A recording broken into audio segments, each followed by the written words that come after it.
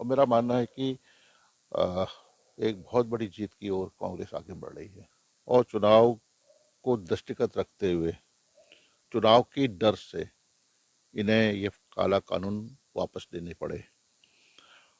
मेरा मानना है कि चाहे कुछ भी हो जाए, किसान भाजपा के साथ खड़े नहीं हो सकते हैं। हमारे प्रभारी और हमारे जो वरिष्ठ नेतागण हैं लगातार समन्वय स्थापित कर जनपदवार बैठकें ले रहे हैं और उम्मीदवारों की नब्ज भी टटोल रहे हैं, कौन वहाँ पर प्रभावी उम्मीदवार है और उनका क्या योगदान रहा है। जातिगत समीकरणों के आधार पर भी तैयारी हो रही है। तो निश्चित रूप से जिस तरह का वातावरण देखने को मिल रहा है, माहौल है, भारतीय जनता पार्टी के खिलाफ है और मुझे लगता है कि जनता ने मन बना लिया है कांग्रेस को कि सरकार बने, कांग्रेस पुनः स्थापित हो।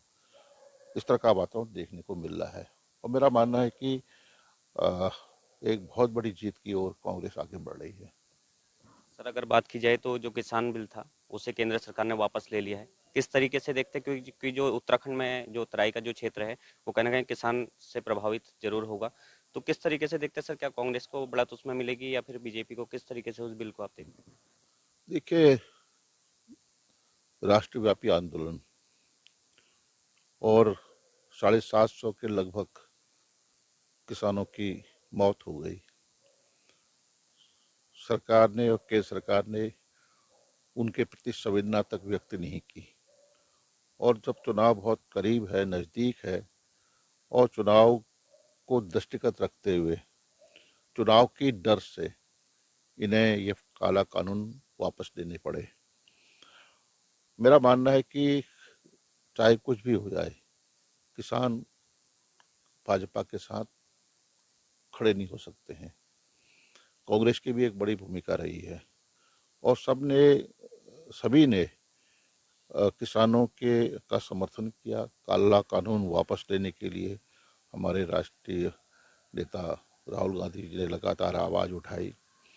लखनपुर खीरी में इतना बड़ा हत्या हो गई, उसमें भी प्रखर और मुखर वक्ता के रूप में राहुल गांधी ने इसको पार्लियामेंट में भी और सदन में भी सड़क तक उठाने का काम किया है और जनता समझ चुकी है महंगाई चरम सीमा पर है और पलायन हो रहा है, नौजवानों के हाथों में काम नहीं है, बेरोजगारी बढ़ती जा रही है, विकास नाम धरातल पर विकास दिखाई नहीं दे रहा है।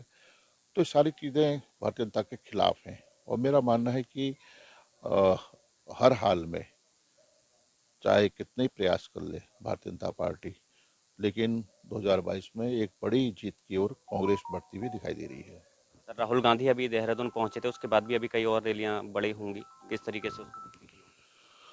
देखिए, अभी राहुल गांधी जी का एक देहरादून में उनका दौरा रहा और सैनिक सम्मान रैली हमने आयोजित की, जिसमें एक ऐतिहासिक रैली थी और जिसमें पूर्व सैनिक और जिन्होंने 1971 में पाकिस्तान हिंदुस्तान की जो लड़ाई लड़ी गई उसमें अपना कुर्बानी दी, योगदान रहा, शहीदों के परिवार भी उसमें शामिल हुए और जो वीर सैनिक जिन्होंने उस युद्ध में आगे बढ़कर उस लड़ाई को लड़ा, वो भी उसमें उनका भी सम्मान किया गया।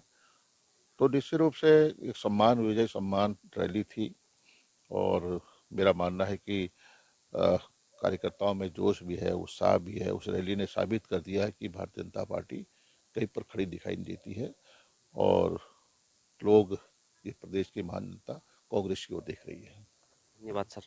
ये थे हमारे साथ वरिष्ठ कैबिनेट मंत्री पूर्व में रहे और साथ ही साथ कांग्रेस के वरिष्ठ नेता है, जिन्होंने बताया कि किस तरीके से राहुल गांधी की जो रैली थी उसमें भी देखा गया कि अपार जन समर्थन लोगों का मिला और कहीं ना कहीं जो आने वाली सरकार है वो उत्तराखंड में कांग्रेस सरकार बनाने जा रही है।